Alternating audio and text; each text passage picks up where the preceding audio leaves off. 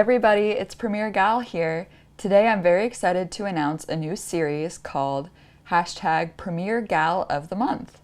And this month I'm very excited to feature Jessica Chandler. Jessica is currently a video editor in Los Angeles, but she's originally from Florida. And right now she's doing freelance work and she started an online horror series called Scary Endings.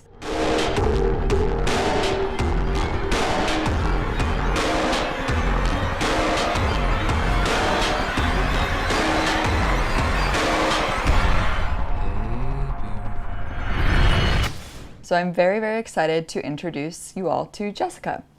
Hey, Jessica. Hi, thanks for having me. Thank you for joining. I'm really, really honored to have you as our first Premier Gal of the Month. Oh, I'm happy to do it. I love it. And I'm really curious, and I'm sure the audience is, how you got into video editing. Well, I knew some editing from taking like television production in high school and, the little bit that you kind of get from that experience. And I went to college and was a screenwriting major, but I would edit people's projects like on the side on my laptop for like pizza and stuff like that. Right And on. then when I came out to California thinking I was going to, become the next great television writer, I immediately was finding jobs as an editor. And as I did them, I realized like, oh, I can get the storytelling sense of satisfaction I get from storytelling. Like I was getting it editing and I was getting to do all the technical stuff, make graphics. And so I was like, oh, this is what I meant to do. So right now, like, what sort of videos do you like to edit most? Like, what sort of genre is like your favorite? I mostly end up doing documentaries right now, but I'm having a blast with that because it's so much like, here's a bunch of raw footage, find a story somewhere in there. Yeah. It's like those magnetic poetry things, it's just like this pile of crap and you have to make something out of it. Yeah. So I'm enjoying that, but I'm getting into doing some visual effects stuff. So I enjoy any time like I get an opportunity to try that and experiment with like After Effects. Yeah, do you want to tell us how you guys came up with Scary Endings and what sort of visual effects you're doing for that show? Some friends of mine who also work in the industry, and my husband, who's also an editor, and myself, we all decided to do this monthly, one short a month horror anthology series because we all wanted to try a different job than what we have.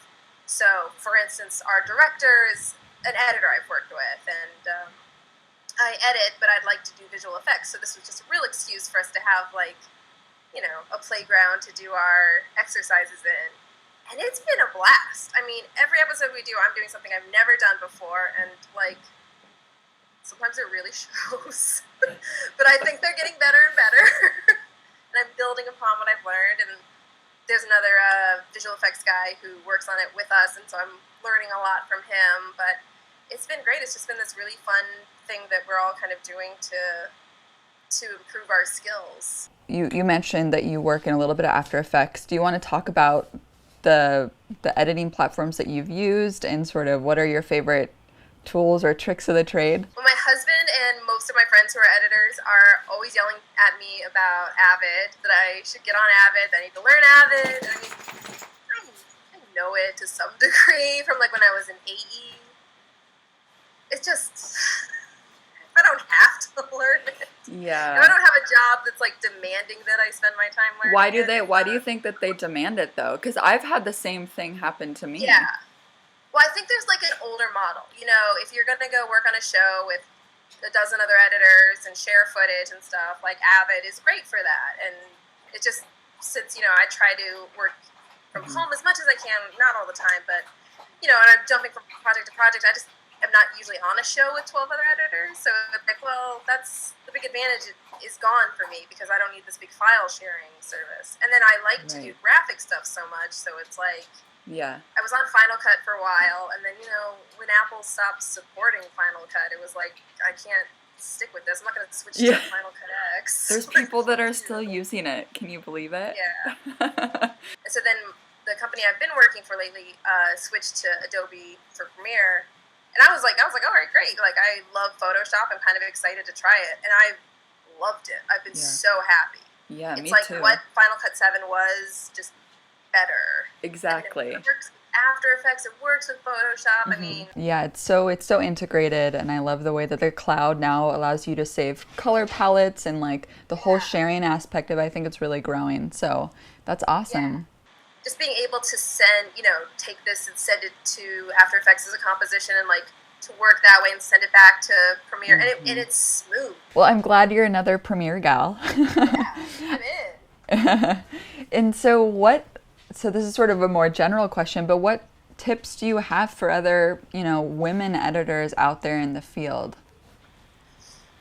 I mean, it's tricky. I've gone on a few job interviews where like I'm super qualified for the job, and then they're asking me like, "Do you have childcare ready for your son?" And it's like, there's no way my husband is being asked these questions when he gets interviewed for other editor jobs. Yeah.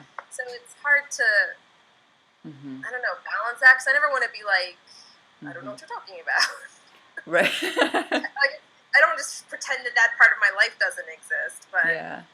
Did you feel like you only got that, I mean, once you've had a child, of course, but before you had a child, did you feel like you struggled to find opportunities, or was it more like everybody is awesome, the film community is awesome, everybody's networking type of thing? I got pretty lucky, and I've really been able to work for a lot of supportive people. I worked a couple jobs where they had me on like weird assignments, like long time ago doing this mobile video stuff. They had me edit this like weird bikini video. It's just like this woman standing on a mountainside in a bikini, and it's just like different shots of her. And I went in, I was like, I never want to do this again. Do you still have that?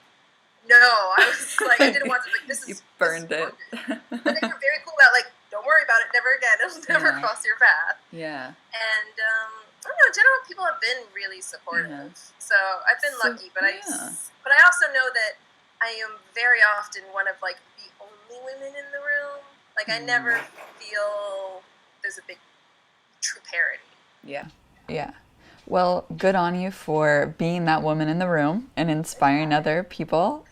All right, everybody. So please, I encourage you to go check out Jessica's work on Twitter and give her a big thumbs up on this video. And if you have anybody else out there that you think should be featured on the Premiere Gal of the Month, leave me a message. Thanks. Bye.